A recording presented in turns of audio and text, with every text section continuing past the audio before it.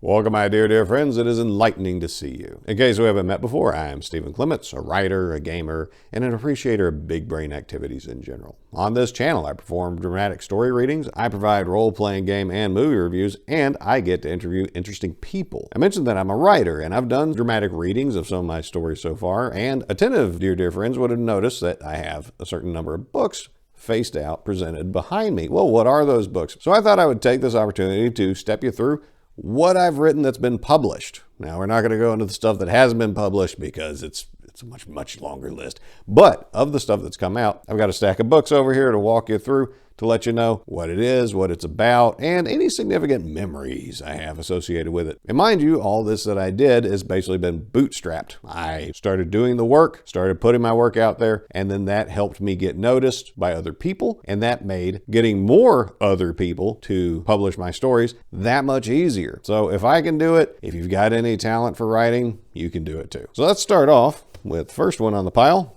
And that is, this is the one that got me started altogether. That is my historical fiction book, To Save a Life. The history has been written. Now experience the epic tale of when the world ended. For centuries, the Empire of Byzantium, known as the Second Rome and the New Jerusalem, was all that kept the known world from falling into chaos at the hands of barbarian hordes and all-consuming fire. Now the empire that bears the legacies of Caesar and Christ is beset by implacable foes from without and rotting wickedness from within, threatening the throne of God's viceroy on earth with utter destruction. The fate of the empire rests on three friends who believe that God's kingdom is still worth fighting for, even dying for.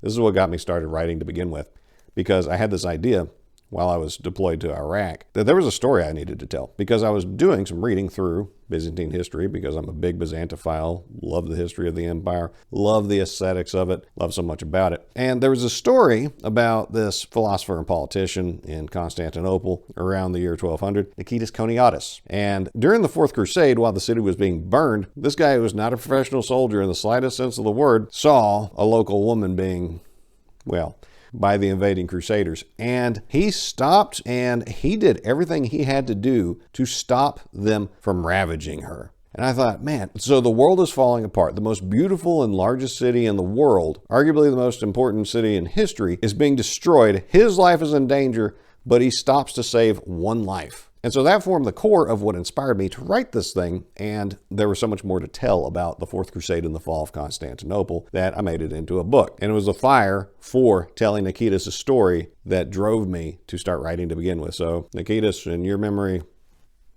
I honor you. This one started off as a short story about 40 pages long that I sent to my then girlfriend, now wife, and she said, oh, this is really great, this is gripping. And believe me, if it was crap, she would have told me. She is honest, even if you don't want to hear it. But if you ask her for it, she's going to tell you. And she said, where's the rest of it? And I thought, well, yeah, it is just a short story at this point, isn't it? There's so much more to tell. Let's tell the rest of that story. And after I finished writing and publishing this, I sent copies of it to some historians that I respect, two of which have quotes on the back of the book, including Jonathan Harris, author of Constantinople, capital of Byzantium. And he was gracious enough to read it and said it was accessible, it was clear, and the action rolls along smartly. Those are all good compliments to me. But most importantly was the congratulations I got from probably my intellectual godfather, the British Lord John Julius Norwich, whose Byzantium trilogy I stumbled upon as a teenager. And it changed my mind and trajectory of life and inspiration forever afterwards. He was that good of a writer and the history was that compelling. Well, he was laying around with a foot injury.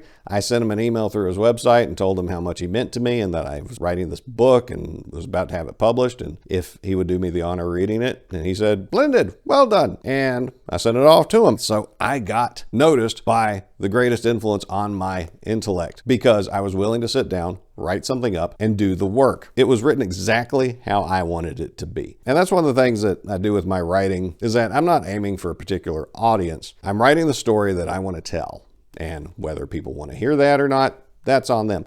But I have this thing stuck in my head and I have to get it out, and I have to get it out in the way that feels right to me. And so when I look at it before I send it out for other people to publish or for me to publish, I have to be happy with what I'm looking at. I don't like to compromise because I'm not getting rich off this stuff. My livelihood is not dependent upon this stuff. So I have the luxury of saying, I'm going to write what I want to write and the right people will appreciate it, which is a line I got from Joel Hodgson of Mystery Science Theater 3000. I heard it decades ago and it stuck with me all that time. Another Another thing that I put out was this short story collection that many of y'all will be familiar with, Memphis Dirty, Tales from the Dirty South. Since I'd already put out To Save a Life, I wanted to keep going. And so I thought, well, let's do some short stories. So I wrote the majority of the short stories that are in here, but I also got some from some friends of mine that had ties to Memphis, such as Joseph Tate, J.T. Davenport, and the late Jeff Klitzner. And to read from the back of that for you, welcome to Memphis, Tennessee, the home of carjackings, dead kings, and some of the dirtiest people on the face of the earth. Crack these covers to witness crackheads run amok, corrupt politicians doing their thing, and gangs ruling the mean streets in the city of blues and barbecue. In this collection of short stories written by some proud and not so proud sons of the city built on a bluff, you'll experience tales of extreme violence and urban warfare, true and unbelievable real-life stories from the traumatized authors, tales of the strange and the heartache that comes with living in this city that changed the world. Memphis is a city jacked all of us up in some way or another. I mean, it consumed Jeff Klitzner's life. That's why he's the late Jeff Klitzner. And last I checked, J.T. Davenport is slowly rotting to death in Memphis. But me and Joe, we got out, and we doing okay. Now you notice this looker on the front. Who's that? That would be none other than Mayor Willie Harrington, who ruled the city of Memphis for about 20 years and drove it straight into the ground. He may have illegitimately won an election. And when the mayor at the time, who he defeated, thought about calling for a recount or an investigation into it, he was threatened with race riots. And rather than destroy the city that he was trying to serve, he decided to back down and just let Willie take over. And Memphis has never recovered and may never do that. Well, I hate the guy, so I made a spoof of him as a character, and he appears in a story arc that connects from the beginning to the end of the book. Now, because I put the work in and put the points on the board to publish Memphis Dirty, Tales from the Dirty South, one day I got an email from this wonderful lady called Lorene Cantwell because she was putting together a collection from a real publisher, Akashic Books, best known for the childhood classic narrated by Samuel L. Jackson called Go the Fuck to Sleep, because she was putting together this thing called Memphis Noir. And apparently Akashic Books has a city noir series, where it's Buffalo Noir, New York Noir, LA Noir, so on and so forth. Well, at a book fair one time, Lorene met with the representatives of Akashic Books and asked them, why don't you do a Memphis Noir?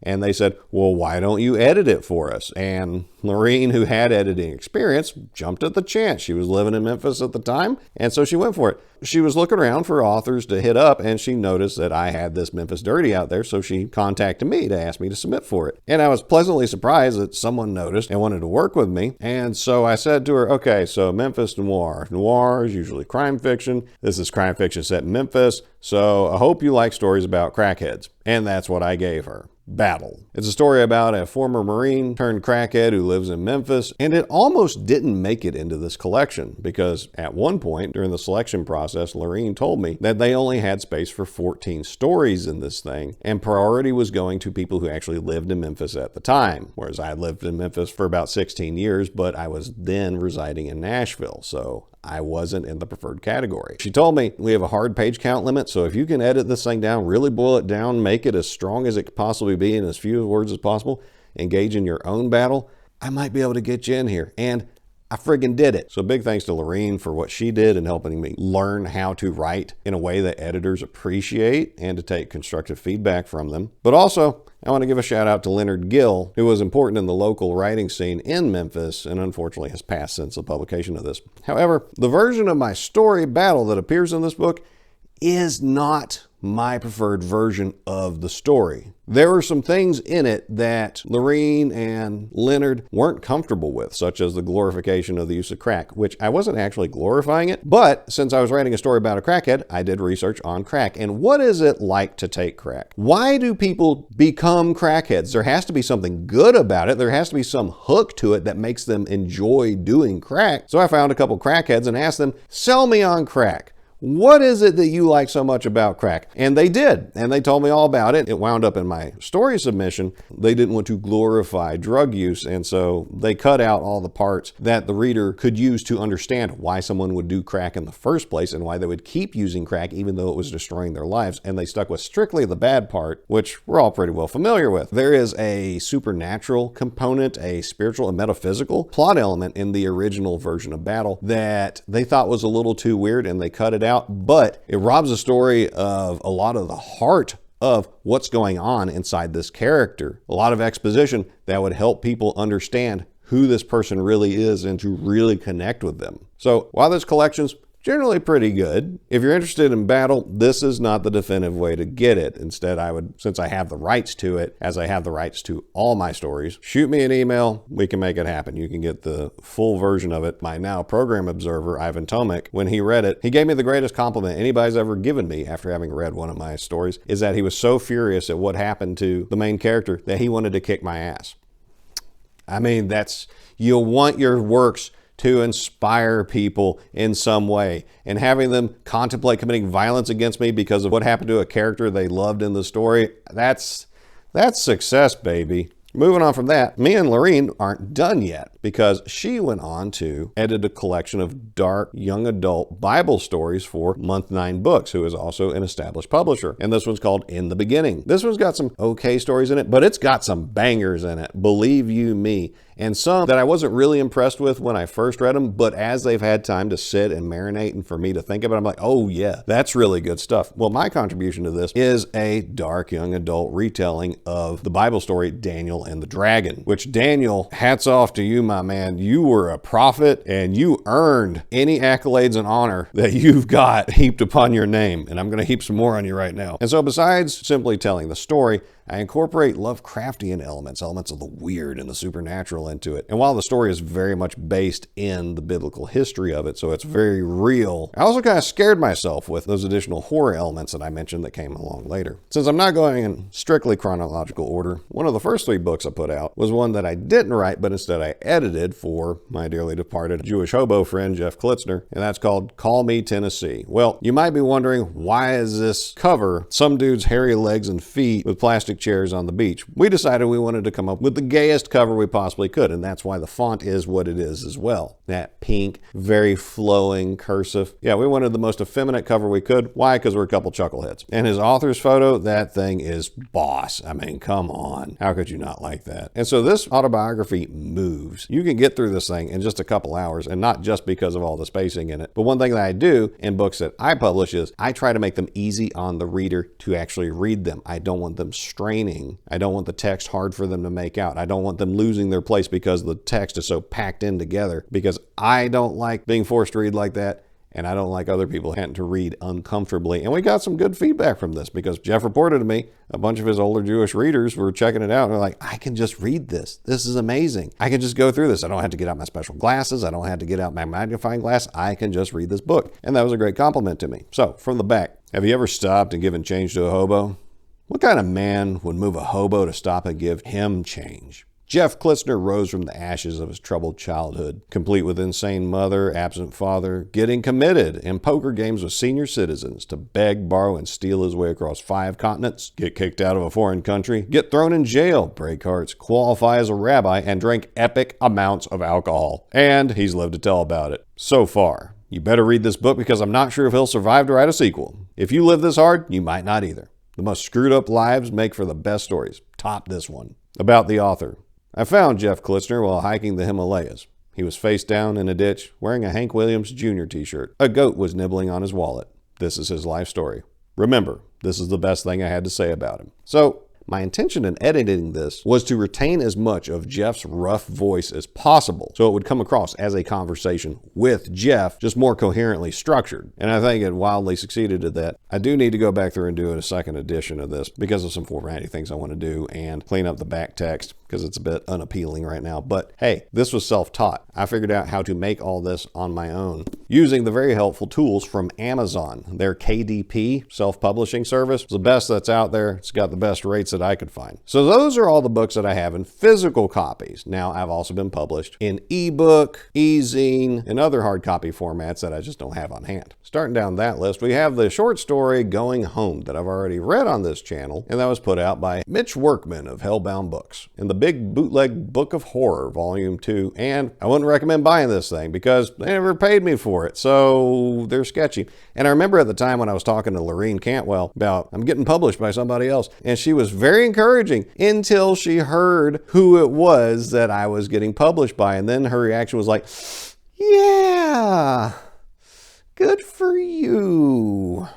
and I should have listened to her, but I just wanted more publications to my name, didn't really need the money, and I certainly didn't get it. So Lorene knew, and I had to learn. Once again, Lorene, smart lady. Next up, unfortunately, we have Dane Edmondson's now defunct Sci-Fan magazine, which picked up Steric. Now, Steric, I figured, was going to be the hardest thing for me to sell because it's a supernatural ghost story set in Memphis where the protagonist is not a good person in the slightest. They are, in fact, a vampire necromancer based on another character that I've made in the past that hasn't seen publication outside of Steric. But the main incident that the whole plot revolves around comes from a real-world story that's probably going on today, and it's awful. And about half of the population of the United States just refuses to believe that it actually happened and that it's continuing to happen. But objectively, it did happen. Just because someone in the news tells you that's been debunked doesn't mean it is. And in fact, that could be used as evidence to prove that it is happening because the paid Mockingbird media is telling you to not believe it. But they ran it. I was very happy with it. They were very happy to run it. And unfortunately,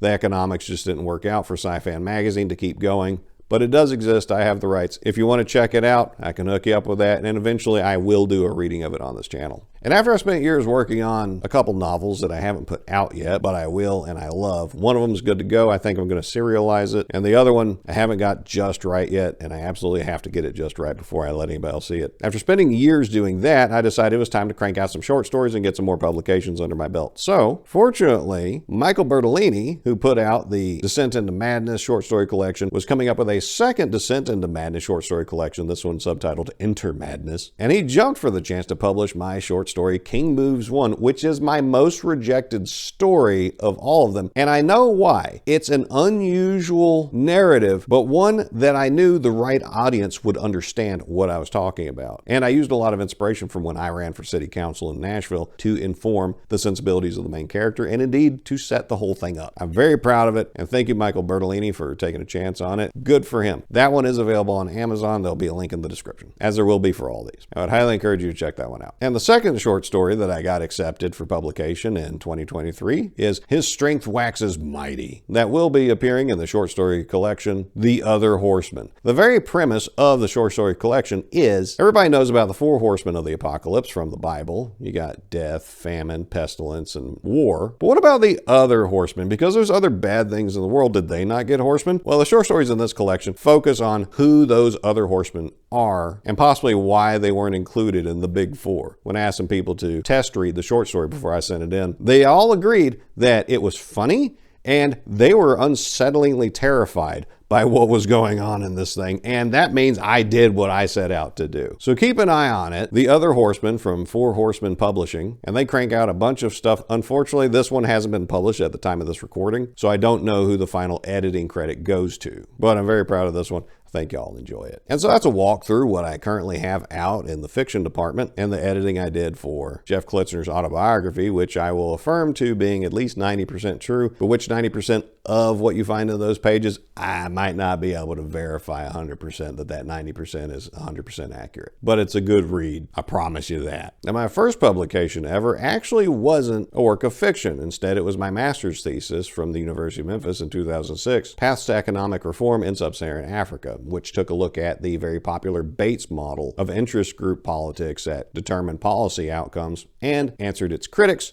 and slightly expanded it. I was very happy with the work that I did, and I don't know if it's a good read for a general audience. It's very scientific, but I try to remain accessible. But anyway, moving on to my fiction works and my other nonfiction writings that have been published, I did a number of articles while I was in the U.S. Army in the 46th Engineer Battalion while we were deployed to Iraq. One article took a look at all the Africans that were serving in our battalion and highlighting where they came from, what they do, and how they contribute to the nation's cause. But for some reason, my linking of Barack Obama to these African soldiers got cut by the editors, and I don't know why. That was the only line in the whole thing that got cut. And I had included it just to help hook the reader of saying, hey, here's this president we have with African heritage. Well, here's a bunch of other Africans serving this country. But that got cut, and I wonder why. I also did a mission that resulted in an article about us defeating tunnel terrorists who had blown up part of the road surface of an overpass in Baghdad. And I led a bunch of soldiers on a mission to not only do welding inside of the overpass to prevent the terrorists from getting up in there, there and planting more bombs to blow up the road surface, but also doing road restoration work, and a few other articles. But I heard that one about the tunnel terrorists even showed up in Soldier of Fortune magazine, and